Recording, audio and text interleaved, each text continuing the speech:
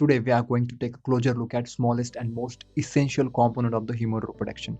आज हम बात करने जा रहे हैं pumps के बारे में, which is also called spermatozoa.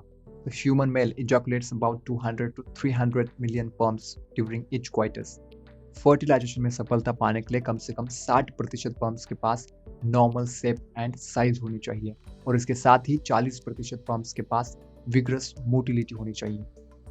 When it comes to a microscopic texture, the sperm contains the following four parts: head, neck, middle piece, and tail. Let us talk about these structures one by one. This is the head that contains elongated haploid nucleus, जिसका काम है chromosomal material को store करना. The anterior portion of the head is covered by cap-like structure, जिसे हम acrosome बोलते हैं. Acrosome के अंदर कई सारे प्रोटियोलाइटिक एंजाइम्स पाए जाते हैं और एंजाइम्स जोना पेलुसिडा को पेनिट्रेट करने में पम्प्स की मदद करते हैं. अब बात करते हैं नेक के बारे में. It is a narrow and it contains a perical centriole which later helps in the formation of microtubule organizing center of zygote.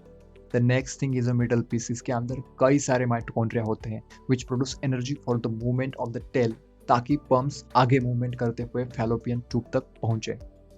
Last thing is the tail which helps the pump to propel toward the egg.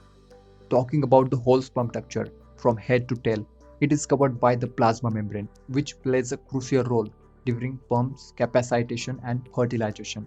So that's all for today. If you discovered this video beneficial, then don't forget to subscribe the channel and see you in the next video.